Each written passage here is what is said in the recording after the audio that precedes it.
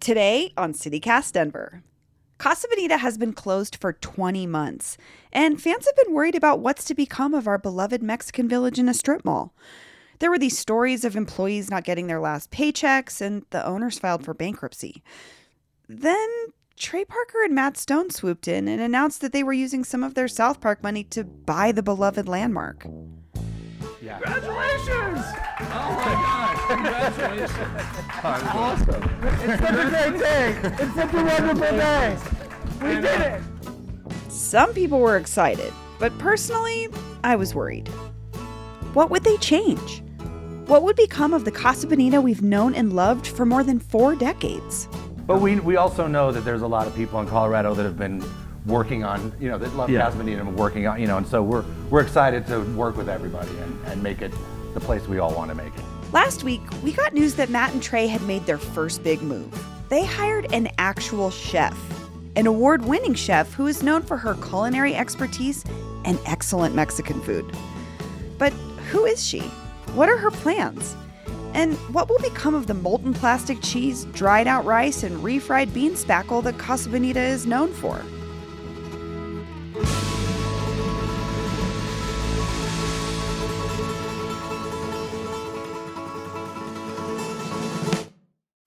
Today is Monday, November 22nd, 2021. I'm Bree Davies, and this is CityCast Denver.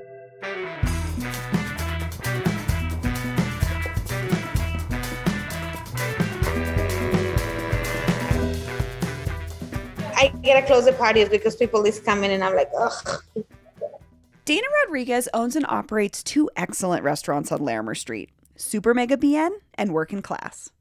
And she was working on a new mezcal bar, Cantina Loca, in Highland, when she got a call from Matt and Trey. Dana Rodriguez, welcome to CityCast Denver. Thank you. Can I ask how you connected with the South Park guys? I mean, this is so interesting because I've been telling everybody, I applied at Casa Bonita 20-something years ago and they don't hire me. So when I get the phone call, I usually get a lot of phone calls for catering, for the restaurant or whatever. I have 3 places. So I thought it was just like a holiday party or something and someone just calling me. So I'm like, hello, I wanted to see what's that about it.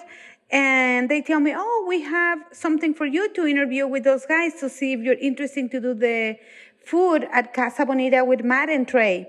So I just literally look at my phone and I'm like, this is going to be a joke. Like, no, I don't think so. And I don't have much social media, but I hear the news that they're buying the Casa Bonita. So I kind of started thinking like, well, maybe it's true. But I kind of hesitate at the same time. But yeah, it was a phone call and then it made me so excited. And I said, yeah, let's go for the interview. And then everything is moved so fast after that. I meet those guys and they're amazing. And it's just something like crazy in my life right now. That's amazing. So did you cook for them, or had they heard about your wonderful restaurants?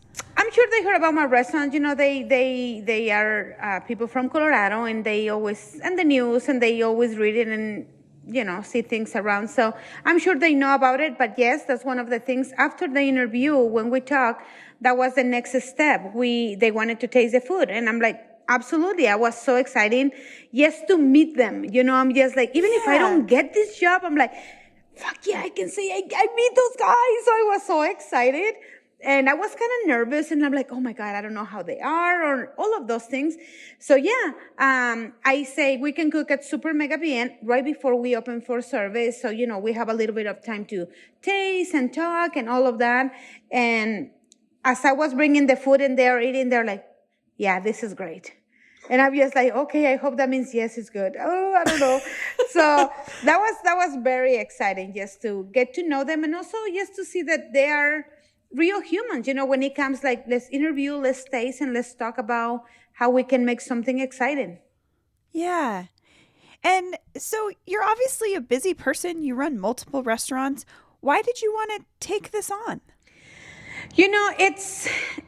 Working for those guys, I think anyone who has the opportunity would not take would say, no, this is not the right thing to do. I'm about to open my bar. So I was already busy with that.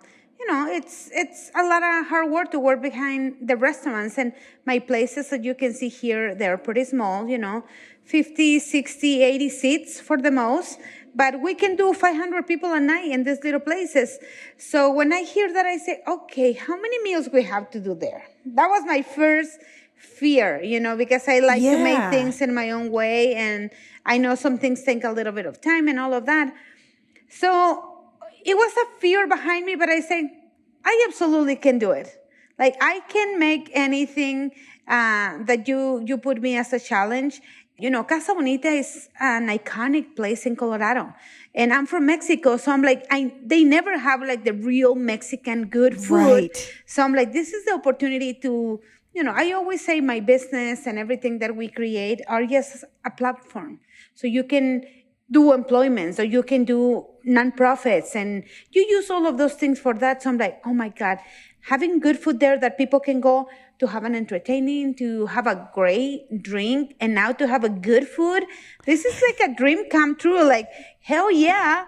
So I was so excited to be part of that. Again, a little bit afraid and kind of scared, but at the same time, it's like, we got this. Like, this is going to be amazing. Dana, you're making me feel so much better about this already. I just want you to know there was this fear like, oh gosh, it's going to change. But, you're making this great point. You're kind of bridging that Denver, Mexico gap that was there. It's obviously a fictional place, but if you can bring some elements to it that really elevate the food, and I think that I'm so excited now just talking to you. One of the things, I was talking to one of the people that people used to go there for years and years and years.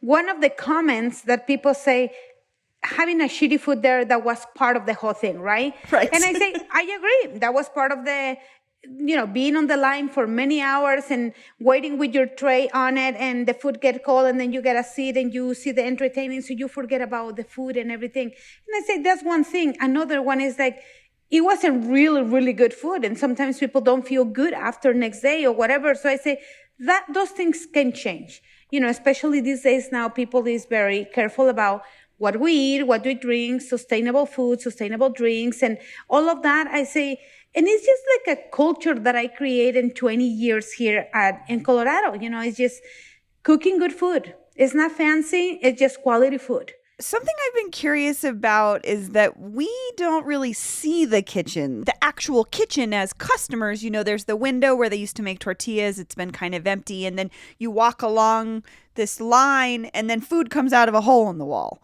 So have you seen the kitchen? What are you working with back there? Oh my God, yes. So I started, I don't know, maybe like 3 weeks ago, just to see the building. And it's a massive kitchen. My restaurants are like these little 12-foot hoods. And when I see that, I'm like, holy shit, I get lost into that place. And, there are some people that they are there since they opened, 1974. Some of the employees are there for that long. So I asked him, like, what is that piece of equipment? How do you use it? What used to do there? It was things that I don't ever see in my life. And I'm like, holy shit. Well, now we're going to actually have a good ovens and a good equipment. So we're going to do everything efficient, very efficient, and keep the quality. And part of that, I wanted to show a little bit more, like, my restaurants are always open kitchens. People get really into see and watching, like, what is people doing for me, and when you make your drinks, and all of those things are important. So we're going to do a little bit of that. The tortilla, like, you're gonna make it, I'm gonna make it big. So I'm gonna have all the girls making everything. So when you're getting into the line, everything is back to normal. Everything is gonna be house made, and people are gonna be able to see what with their eyes what they're eating. So that's gonna be one big improvement. And, I think when we think about better and fresher ingredients, that can sometimes mean it's going to cost more. Is that an issue you've been thinking about? The reality is, like, we have that idea because sometimes we shop like Safeway, King Soopers, Sprouts, and then we have Whole Foods. Sometimes stores that they don't have a big name have a really good quality produce without overcharging. So we wanted to do the same thing. We're going to bring all the quality. It's the reality. it's a big place. More you order, cheaper it gets. But you're going to be able to use it fresh and keep cooking every day. We're going to make that a factory. I always watch the movie when it's like the chocolate factory thing, and I'm like, oh my God, that's what we're going to be doing. We're just going to be cooking and cooking, and it's going to be 24/7. Yes, people all the time there working, and it's going to be amazing. Yeah, I'm excited. I think it's interesting. Like I said, you don't see the kitchen. So that's an interesting part to me is like, are you guys planning on opening it up more? Or are you just thinking of that window where the tortillas are made? We're going to keep the line for sure because that's part of the history. People like to be online. It's going to be probably more exciting, and everything is going to be clean, like ceilings and floors and carpets and the pool and all of that. Everything is going to stay. We've been trying to tell people, we're changing nothing and improving everything. Those guys have the ability to put things in a better way. So I wanted to keep the line. There are areas that you're going to see the people cooking and prepping, and you're going to see your food in front of you when we're plating. Maybe they're asking you, do you like chili? Do you have enchiladas? Do you like pozole? It's going to be more interaction with the customers so they start falling in love as soon as they get into the line. So are there old recipes? Like, have you seen how they made what they made? I think that's the one thing is there are people out there that like the food, but over the time things change, right? Like everything else. So when we're doing the cleaning and taking everything, all the equipment and everything, we find little pieces, like literally like good pieces. And then it has like a paper on top, and then kind of like they seal those, and those are the recipes. Oh, so the recipes are like laminated in pieces of paper. When people try to change something, you can see like the little scratches, like they try to change like a number, maybe to make it bigger. So they keep all of that as part of the history. I mean, I'm sure in the beginning they used to do some prepping, and then things changed, and then, they stopped making the tortillas there, and then all of that. I mean, over the time, it's a big challenge to have a big place like that. Yes, with the maintenance, with the labor, with the whole production, right? So I think what I wanted to learn is put all those recipes together, and keep the names, they used to go for the enchiladas. That's one of the things I always say. The day that they don't hire me, I say, God damn it, I can make better fucking enchiladas. I was so mad. Because 20 plus years ago when you came to Colorado, you applied to be a dishwasher at Casa Bonita. Because I just moved from Mexico, right? And that was a thing. We always look for a familiar concept, Mexican restaurant or whatever. So, yeah. But I think now I can say I can make those recipes on my own way. I'm going to do the sauces from the scratch.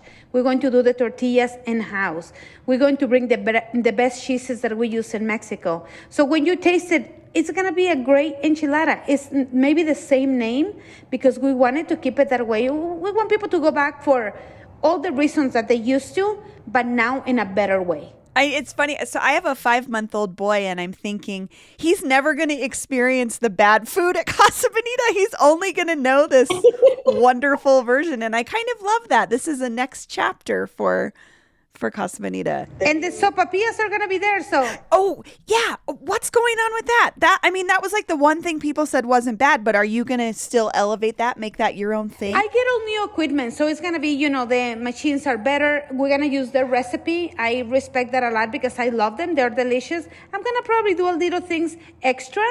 I do my own like dulce de leche and other things that you can add it to it, but I'm not changing anything for what it was. And that is the beauty of what those guys trying to do. Matt and Trey, they try to keep everything the way that people used to love that place is going to be the best. And, but with more customer service, with more like beautiful, clean. Yeah, just clean it up a little. Yeah, so it's going to be the all and the best. Do you have kids? I have 3 daughters. They are adults now. I have grandkids. I have my granddaughter, she's 7. My grandson is 2. Oh, they'll be perfect age to go to Casa Bonita. When I text my daughters the night before we release the news, so they're like, Mom, what the hell? Why you don't tell us anything? And I text them the next morning and I say, I'm going to take my grandkids over there to see the old one and then the new one when it's ready. He said, what about us? you're kids. And I'm like, no, you're adults. You're 26 years old. Like, I'm going to take my babies now. Well, Dana, thank you so much for taking some time to talk to me and sort of calm my fears about Casa Bonita. I'm so excited now. Thank you. I appreciate you. Have a good day.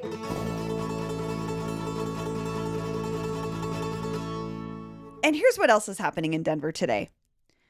There hasn't been much reason to celebrate at DIA with all the recent reports of massive delays at the TSA line. But this weekend offered an exception.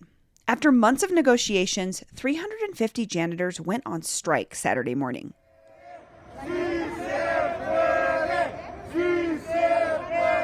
With the holiday travel rush looming, their employer, Flagship Facility Services, caved by Saturday evening. They agreed to a $4 an hour wage increase over the course of a new 3-year contract. And the striking janitors and organizers with the SEIU Local 105 brought out the brass to celebrate.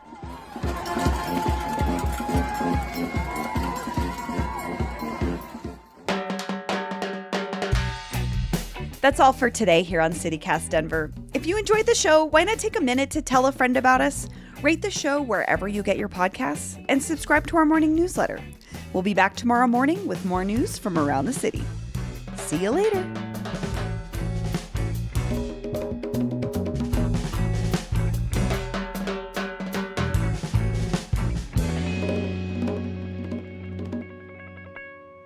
Oh my God. Oh, I can't believe there's not a podcast devoted to Casa Bonita. If there is, someone should let us know. But I mean, if they had like some insight into the lore and how, you could make it could be really interesting.